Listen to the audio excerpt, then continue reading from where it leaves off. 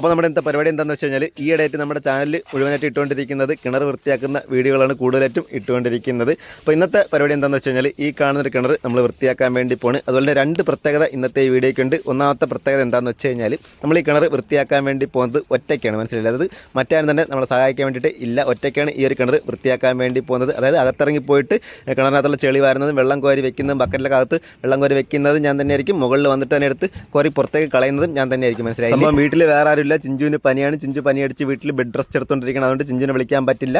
അപ്പോൾ ഇത് നമ്മുടെ സ്വന്തം കിണർ തന്നെയാണ്, അതായത് വീട്ടിലെ കിണർ തന്നെയാണ് ഞാനിപ്പോൾ ഇറക്കാൻ വേണ്ടി പോകുന്നത്. അതുപോലെ തന്നെ രണ്ടാമത്തെ പ്രത്യേകത എന്താണെന്ന് വെച്ച് കഴിഞ്ഞാൽ ഈ ഒരു കിണററപ്പോട് കൂടി നമ്മുടെ ചാനലിൽ ഇനി വരും ദിവസങ്ങളിൽ കിണറിറക്കുന്ന വീഡിയോ വളരെ കുറവായിരിക്കും. അതായത് മാസത്തിലോ അല്ലെങ്കിൽ വർഷത്തിൽ 2-3 മാസത്തിലൊന്നോ ഒക്കെ ആയിരിക്കും ഇനി ചെയ്യാൻ വേണ്ടി പോകുന്നത്. അതായത് കണ്ടന്റ് ക്രിയേഷൻ്റെ ഭാഗമായിട്ട് മാത്രമേ ഇനി ഒരു കിണററപ്പിൻ്റെ വീഡിയോ നമ്മൾ ചെയ്യാനായിട്ട് ഉദ്ദേശിക്കുന്നുള്ളൂ. ഇതിപ്പോൾ നമ്മൾ സ്ഥിരമായിട്ട് ചെയ്തുകൊണ്ടിരിക്കുന്ന ഒരു പരിപാടി നിങ്ങളോട് കാണിക്കുന്നത് മാത്രമേ. പക്ഷേ ഇതോടുകൂടി ഈ ഒരു കിണററപ്പോട് കൂടി നമ്മുടെ പരിപാടിയെല്ലാം കിണറിൻ്റെ പരിപാടി നമ്മൾ അവസാനിപ്പിക്കാൻ വേണ്ടി പോകുന്നു. അവസാനിപ്പിക്കുന്നല്ല, വർഷത്തിലോ മാസത്തിലോ അല്ലെങ്കിൽ ഒരു എൻ്റർടൈൻമെൻറ്റ് പർപ്പസിന് വേണ്ടി മാത്രം ചെയ്യാൻ വേണ്ടിയിട്ടാണ് ഉദ്ദേശിക്കുന്നത്. അപ്പോൾ നമ്മുടെ കിണറിൻ്റെ മറ്റൊരു പ്രശ്നം എന്താണെന്ന് വെച്ച് കഴിഞ്ഞാൽ ഇതിന് കപ്പി കെട്ടാനുള്ള സെറ്റപ്പില്ല. മുകളിൽ കമ്പൊക്കെ വെച്ചിട്ട് കപ്പി വെച്ച് കെട്ടി വലിക്കുന്ന പരിപാടിയില്ലേ, അത് ഇതിനകത്തില്ല. ഈ കാണുന്ന ഓപ്പണായിട്ട് കിടക്കുകയാണ്. അത് കെട്ടാനുള്ള മടി കൊണ്ടും കെട്ടാനുള്ള സൗകര്യം കുറവായതുകൊണ്ടാണ് നമ്മൾ കെട്ടാത്തത്. എളുപ്പ വഴി നോക്കുന്നതാണ്. അപ്പോൾ ഈ കാണുന്ന പോലെ കയറുകളുണ്ടില്ലേ, ഞാൻ നിൽക്കുന്നതിൻ്റെ അടുത്തോട്ട് കയറുകൾ അകത്തേക്ക് ഇട്ടിട്ട് ആ എല്ലാ കയറിലും ബക്കറ്റ് കെട്ടി ഇറക്കിയിട്ടുണ്ട്. ആ ബക്കറ്റുകൾക്കകത്ത് പോയിട്ട് ചെളികോരി നിറച്ചിട്ട് മുകളിൽ വന്നിട്ട് കൈകൊണ്ട് വലിച്ച് പൊക്കിയെടുത്ത് കളയുന്ന ഒരു പരിപാടിയാണ് നമ്മൾ ചെയ്യാൻ വേണ്ടി പോകുന്നത്. ഈ കാണുന്ന പോലെ എല്ലാ ചപ്പ് ചവറുകളും നമ്മൾ പറിച്ച് കളയാൻ വേണ്ടി ഉദ്ദേശിക്കുന്നില്ല.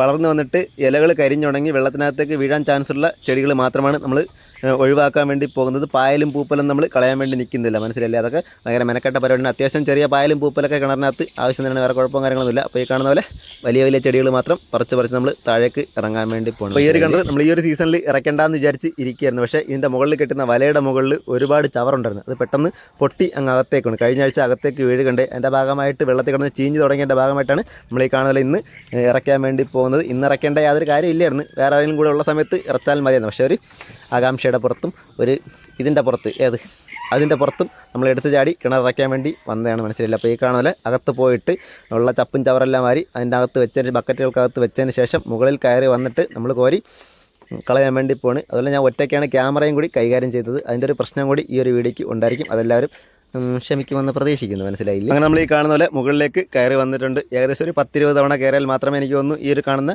കിണറിനകത്തുള്ള ചവറെല്ലാം മുകളിലേക്ക് വരുള്ളൂ. ഈ കാണുന്ന രീതിക്ക് കയറിനെ ഓരോന്നിട്ട് വലിച്ച് മുകളിലേക്ക് കയറ്റാൻ വേണ്ടി പോണ്. ഇതിനകത്തുള്ള ചപ്പും ചവറെല്ലാം ഈ കാണുന്ന പോലെ താഴേക്ക് ഒഴിച്ചിട്ട് ബക്കറ്റ് മാറ്റി വെച്ചിട്ട് വീണ്ടും അടുത്തത് വലിച്ച് പൊക്കി കയറ്റി വീണ്ടും ഒരു ചവർ കളഞ്ഞിട്ട് അവസാനം എല്ലാം കൂടി ഒരുമിച്ച് കിണറിനകത്തേക്ക് ഇറക്കിയിട്ട് വീണ്ടും ഞാൻ ഇറങ്ങിപ്പോയിട്ട് ചവർ കോരി വെച്ച് വലിച്ച് കയറ്റുന്ന പരിപാടിയാണ് നടന്നുകൊണ്ടിരിക്കുന്നത്, മനസ്സിലായില്ലേ. അപ്പോൾ ഞാൻ ഇട്ടിട്ടുള്ള എല്ലാ കിണറിൻ്റെ വീഡിയോകളുടെ അടിയിൽ വന്നിട്ട് കുറേ പേര് കമൻറ്റ് ചെയ്യാറുണ്ട്. അകത്ത് ഓക്സിജൻ ഉണ്ടായിരുന്നോ, വിളക്ക് കത്തിച്ചിട്ടിറങ്ങ്, പേപ്പർ കത്തിച്ചിട്ടിറങ്ങ്, മറ്റേ ചെയ്തിട്ടിറങ്ങ്, അങ്ങനെ ചെയ്യും ഇങ്ങനെ ചെയ്യുന്ന പറഞ്ഞിട്ട് കുറേ കമൻറ്റുകൾ വന്നിട്ടുണ്ട്. പക്ഷേ അതിൻ്റെ ഒന്നും യാതൊരു ആവശ്യമില്ല. കൃത്യമായിട്ട് എങ്ങനെയാണ് ഇതിനകത്ത് ഇറങ്ങിയിട്ട് നമ്മുടെ ഓക്സിജൻ നിലനിർത്തുന്നുള്ള കാര്യം ഞാൻ കൃത്യമായിട്ട് അവസാനം പറഞ്ഞുതരാം. അവസാനം കുറച്ച് ഭാഗം വരുന്നുണ്ട്, അവിടെ എത്തുമ്പോൾ പറഞ്ഞാൽ മാത്രമേ നിങ്ങൾക്ക് കൃത്യമായിട്ട് മനസ്സിലാവുള്ളൂ. അതും കൂടി ഒന്ന് ഇതിൽ ക്ലിയർ ആക്കി തരാം, മനസ്സിലായി. ഈ കാണുന്ന പോലെ ചൂല് വെച്ചിട്ട് പൊടി പടലങ്ങൾ ചപ്പ് ചവറുകളെല്ലാം തൂത്ത് നമ്മൾ അകത്തേക്ക് വീണ്ടും ഇറങ്ങാൻ വേണ്ടി പോകണം, മനസ്സിലായില്ലേ. ഈ കാണുന്ന രീതിക്കാണ് അകത്തുനിന്ന് ചവറ് വാരി കയറ്റാൻ വേണ്ടി പോകുന്നത്. ചവറ് മാത്രമല്ല, അകത്തുനിന്ന് മണ്ണിടിഞ്ഞ് പോയിട്ട് ഏകദേശം ഒരു 10-20 കുട്ട വരുമെന്ന് എനിക്ക് തോന്നുന്നു കണ്ടിട്ട്. എല്ലാം കൂടി വാരി ഈ കാണുന്ന പോലെ ആ ബക്കറ്റുകൾക്കകത്ത് കയറ്റാൻ വേണ്ടി പോകുന്നത്. 5 ബക്കറ്റാണ് നമ്മൾ ഒരേ സമയത്ത് ഈ കാണുന്ന പോലെ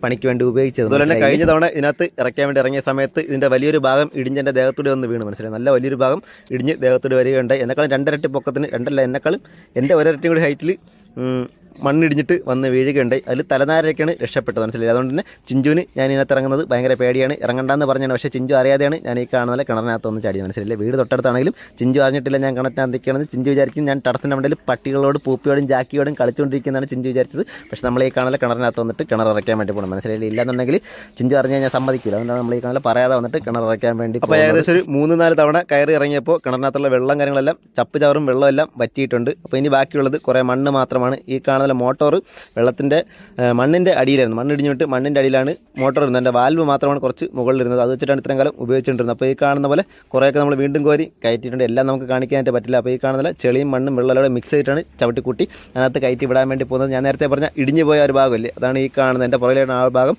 കഴിഞ്ഞ തവണ ഇറങ്ങിയ സമയത്ത് ഇടിഞ്ഞെല്ലാം കൂടി എൻ്റെ മുകളിലേക്ക് വന്ന് വീഴാൻ വേണ്ടി പോകുന്നത്. ജസ്റ്റ് മിസ്സിന് രക്ഷപ്പെട്ട് പോയത്, മനസ്സിലായി. ഒരുപാട് കല്ലും മണ്ണൊക്കെ ഉണ്ട്. അത്രയും കല്ലും മണ്ണും ഇതിനകത്ത് കിടക്കുന്നുണ്ട്. അതെല്ലാം തന്നെ നമുക്ക് കോരി മുകളിലേക്ക് കയറ്റിക്കൊണ്ട് പോകേണ്ടതായിട്ട് ഉണ്ടായിട്ടുണ്ട്, മനസ്സിലായില്ലേ? അപ്പോൾ 99% കിണർ പണിക്ക് ഇറങ്ങുന്ന ആൾക്കാരും ചെയ്യുന്ന ഒരു വലിയ മണ്ടത്തരമാണ് പേപ്പർ കത്തിച്ചകത്തിടുക എന്നുള്ളത്. ആദ്യമേ തന്നെ പേപ്പർ കത്തിച്ചിടും, അല്ലെങ്കിൽ പന്തം കൊളുത്തിയിടും, മെഴുകുതിരി കത്തിച്ചിറക്കും, വിളക്ക് കത്തിച്ചിറക്കും. അപ്പോൾ ഇതൊക്കെ ഭയങ്കര വലിയൊരു മണ്ടത്തരമാണ്, മനസ്സിലായി? ഇതും ചെയ്യേണ്ട യാതൊരു ആവശ്യമില്ല. എത്ര ഓക്സിജൻ ഇല്ലാത്ത കിണറാണെങ്കിൽ കൂടിയും അതിനകത്ത് ഓക്സിജൻ നിലനിർത്താനുള്ളൊരു എളുപ്പ വഴിയാണ് ഈ കാണുന്ന പോലെ.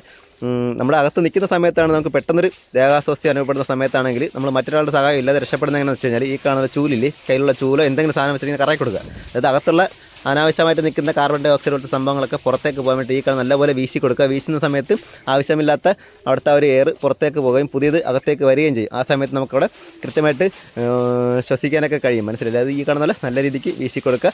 പ്രത്യേകിച്ച് വലിയ തുണിയോ ചാക്കാണ് ഏറ്റവും നല്ലത്. ചാക്കോ എന്തെങ്കിലും വെച്ചിട്ട് നല്ലപോലെ കറക്കി കൊടുക്കുക. അതുപോലെ തന്നെ ഇടയ്ക്കിടയ്ക്ക് മുകളിൽ നിൽക്കുന്ന ആൾ, മുകളിൽ എപ്പോഴും ഒരാൾ വേണം, മുകളിൽ നിൽക്കുന്ന ആൾ ഒരു ചാക്കോ അല്ലെങ്കിൽ ഓലയോ മറ്റെന്തെങ്കിലും പച്ചില ഒരുമിച്ച് കെട്ടി വെച്ചിട്ട് അകത്തേക്ക് ഇറക്കുകയും പൊക്കുകയും ചെയ്ത് കഴിഞ്ഞാൽ ഓക്സിജൻ്റെ അളവ് ശരിയാകുന്നതായിരിക്കും. അല്ലാതെ ആദ്യമേ തന്നെ പേപ്പറൊക്കെ കത്തിച്ചിട്ട് കഴിഞ്ഞാൽ ഭയങ്കര ബുദ്ധിമുട്ടായിരിക്കും. പേപ്പർ കത്തിച്ചില്ല എന്ന് പറഞ്ഞാലും ഓക്സിജൻ ഇല്ല എന്ന് പറഞ്ഞാലും കൃത്യമായിട്ട് അകത്ത് ഓക്സിജൻ വരുത്തിയിട്ട് ഇറങ്ങാനായിട്ട് സാധിക്കും, മനസ്സിലായില്ലേ? അതൊക്കെ കൃത്യമായിട്ട് ശ്രദ്ധിച്ചിട്ട് കിണറിനകത്ത് ഇറങ്ങാനായിട്ട്. ഇപ്പോൾ പലരും കിണറിനകത്ത് കുഴഞ്ഞു വീഴുന്നതായിട്ട് പലരും കേട്ടിട്ടുണ്ടായിരിക്കും. അത് ഇത്തരത്തിൽ ഹാർട്ട് ബീറ്റിൻ്റെ അളവ് കുറയും. അതായത് അകത്ത് നിൽക്കുന്ന സമയത്ത് നമുക്ക് മനസ്സിലാവും ഓക്സിജൻ്റെ അളവ് കുറഞ്ഞു വരുന്നത്. അതായത് നമ്മുടെ ഹൃദയമെടുപ്പ് ഭയങ്കരമായിട്ട് കൂടും, നല്ലപോലെ ഹൃദയമെടുപ്പ് കൂടും. ആ സമയത്ത് നമുക്ക് നല്ലപോലെ മനസ്സിലാവും ഓക്സിജൻ്റെ അളവ് കുറഞ്ഞു വരികയാണെന്നുള്ളത്. ആ ഒരു സമയത്ത് നമ്മൾ മുകളിലേക്ക് കയറാൻ ശ്രമിക്കാതെ അകത്ത് നിന്നിട്ട് ഈ കാണുന്ന ചാക്കോ അതുകൊണ്ട് എന്തെങ്കിലും വെച്ചിട്ട് നല്ലപോലെ വീശി കഴിഞ്ഞാൽ ആൾക്ക് രക്ഷപ്പെടാനായിട്ട് സാധിക്കും, മനസ്സിലായില്ലാതെ പേടിച്ച് നമ്മൾ മുകളിലേക്ക് കയറാൻ നോക്കുന്ന സമയത്താണ് അകത്ത് ഓക്സിജൻ അളവ് കുറഞ്ഞു വരുന്നത്, നമുക്ക് ഭയങ്കരമായിട്ട് ഹാർട്ട് ബീറ്റ് കൂടുന്നത്, നമുക്ക് അകത്ത് കയറാൻ പറ്റാതെ വരുന്നത്, ശരീരം തളർന്നതും കൈ തളർന്നതും അതൊക്കെ ഇത്തരത്തിൽ പേടി കൊണ്ട് വരുന്നതാണ്. കൃത്യമായിട്ടുള്ള ആ ഒരു സംഭവം ചെയ്ത് കഴിഞ്ഞാൽ എന്തെങ്കിലും കൊണ്ട് വീശി കഴിഞ്ഞാലോ മുകളിൽ നിന്ന് ചാക്കോ എന്തെങ്കിലും കെട്ടി ഇറക്കി കഴിഞ്ഞാലോ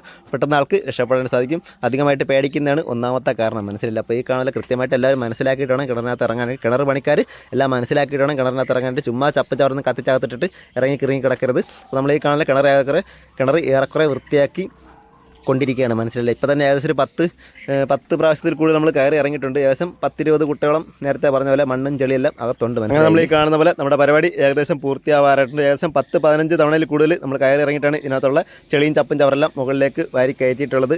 അവസാന ഘട്ടത്തിലേക്കുള്ള മണ്ണ് മാത്രമാണ് ആ കാണുന്ന ബക്കറ്റിനകത്തിരിക്കുന്നത്. ഇനി അത് കഴിഞ്ഞാൽ കുറച്ച് ചെളി മാത്രമേ ഉള്ളൂ. അതിനുശേഷം കഴുകി വൃത്തിയാക്കുന്നതായിരിക്കും. നല്ലപോലെ മഴ വരുന്നുണ്ട്. അപ്പോൾ നമ്മുടെ പരിപാടി ഏകദേശം ഒന്ന് പൂർത്തിയാക്കി എടുത്തിട്ടുണ്ട്. അപ്പോൾ എല്ലാം കഴിഞ്ഞിട്ട് നമ്മൾ ഈ കാണുന്ന കയറെല്ലാം ചുരുട്ടിക്കൂട്ടി ഒരു സ്ഥലത്ത് വെക്കാൻ വേണ്ടി ഇപ്പോൾ നല്ലപോലെ മഴ പെയ്തിട്ടുണ്ട്. അപ്പോൾ ശക്തമായ മഴ പെയ്തെങ്കിൽ നമ്മൾ അകത്തുള്ള പരിപാടിയെല്ലാം പൂർത്തിയാക്കിയതിന് ശേഷം മാത്രമാണ് നമ്മൾ മുകളിലേക്ക് കയറിയിട്ടുള്ളത്. അപ്പോൾ ഈ കാണുന്നത് ഇത്രയും മണ്ണ് കയറി വന്നിട്ടുണ്ട്. അപ്പോൾ നമ്മുടെ ഇന്നത്തെ പരിപാടി ഇത്രയേ ഉള്ളൂ. ഈ വീഡിയോ നിങ്ങൾക്ക് അത്രയും ഇഷ്ടപ്പെട്ടുള്ള എനിക്കറിയില്ല, നമ്മുടെ കിണറപ്പ് നിങ്ങൾക്ക് അത്രയും ഇഷ്ടപ്പെട്ടുള്ള എനിക്കറിയില്ല. എന്തെങ്കിലും വീഡിയോ ഇഷ്ടപ്പെട്ടാലും ഇഷ്ടപ്പെട്ടില്ലെങ്കിലും നിങ്ങൾ പ്രത്യേകിച്ചും ചെയ്യേണ്ട, മനസ്സിലായില്ല? അപ്പോൾ നമ്മൾ മറ്റൊരു വീഡിയോ ആയിട്ട് കാണുന്നവരേക്കും ഗുഡ് ബൈ. അപ്പോൾ നമ്മൾ നേരത്തെ പറഞ്ഞതുപോലെ ഇനിയൊരു കിണറുറപ്പ് ഉണ്ടായിരിക്കുന്നില്ല. ആരും അങ്ങനെ വിളിക്കാൻ വേണ്ടി നിൽക്കേണ്ട, മനസ്സിലായില്ലേ? കിണർ ഇറക്കാൻ വേണ്ടി ഇനി അധികം പോകുന്നില്ല. ഇനി കണ്ടൻറ്റ് ക്രിയേഷൻ്റെ ഭാഗമായിട്ട് മാത്രമായിരിക്കും കിണർ ഇറക്കാൻ വേണ്ടി പോകുന്നത്. അതായത് വർഷത്തിൽ 1-2 ഒക്കെ ആയിരിക്കും ചെയ്യാൻ വേണ്ടി പോകുന്നത്, മാസത്തിൽ 1 ഒക്കെ ആയിരിക്കും ചെയ്യാൻ വേണ്ടി ഉദ്ദേശിക്കുന്നത്, മനസ്സിലായി? അപ്പോൾ നമ്മൾ എന്താ പറയുക?